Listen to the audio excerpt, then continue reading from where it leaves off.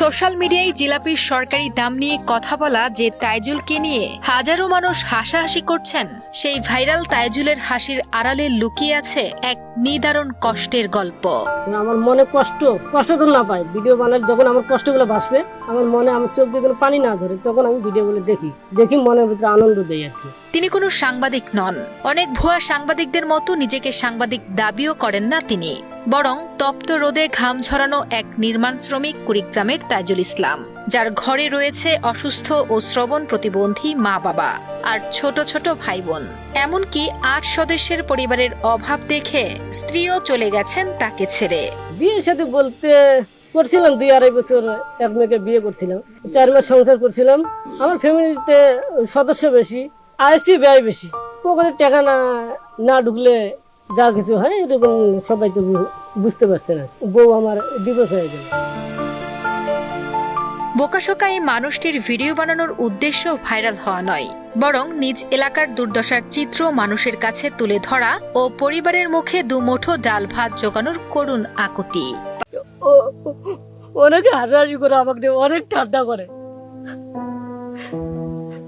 কুড়িগ্রামের নাগেশ্বরী উপজেলার নারায়ণপুর ইউনিয়নের চরাঞ্চলের এক জরাজীর্ণ ঘরে পরিবার নিয়ে বাস তাইজুল ইসলামের। নদী ভাঙ্গনের কবলে সর্বস্ব হারিয়ে এখন অন্যের জমিতে ঠাঁই নিতে হয়েছে তাদের। বাবা সিরাজ ফকির আর মা তাহেরা বেগম উভয়ই অসুস্থ এবং শ্রবণ প্রতিবন্ধী।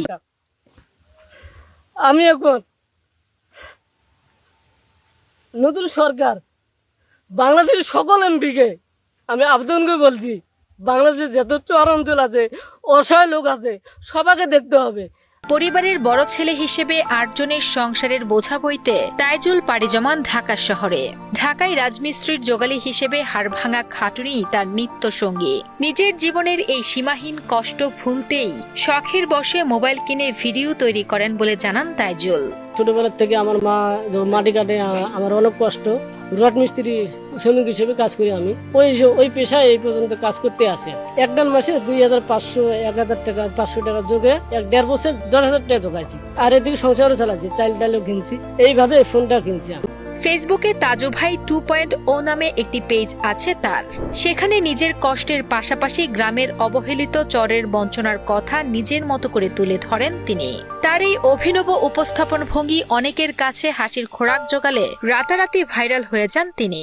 সন্ধ্যাবেলা দেখি একজন ফোন দিয়ে বললো, তোমার পেজ ভাইরাল হয়ে গেছে। মনের ভিতরে অনেক খুশি, এদিকে খুশি, এদিকে রাত্রে আবার চিন্তা ভাবনা আমার হলো, বাড়িতে আবার চাল ডাল নেই, এগুলো কাকে বলি। ভাইরাল হয়ে রাতারাতি পরিচিতি পেলেও ভাগ্যের চাকা ঘোরেনি তাইজুলের। ফেসবুক থেকে এখনো নেই কোনো আয়, নেই নিজের বিন্দু মাত্র সঞ্চয়। ঈদের ছুটির শেষে অভাবের তাড়নায় তাই আবারও ঢাকায় সেই শ্রমিকের জীবনে ফিরে যাওয়ার প্রস্তুতি নিচ্ছেন তিনি। আমার বাড়িতে খুব সমস্যা, চাল ডাল নেই, মুক্ত নাই, ঢাকা যাওয়া লাগবে। আবার আমার বোন সামনে যেতে পরীক্ষা দিতে যাবে, সেখানে খরচ দিতে হবে। এরকম কল্পনা করে আমি তাড়াতাড়ি ঢাকায় যাবো। তাইজুল যেন বাংলার সহজ সরল প্রান্তিক জনগোষ্ঠীর এক প্রতিচ্ছবি। তাকে নিয়ে উপহাস না করে তার অসহায় পরিবারের পাশে দাঁড়ানোর আহ্বান জানান স্থানীয় জনপ্রতিনিধি ও এলাকাবাসী।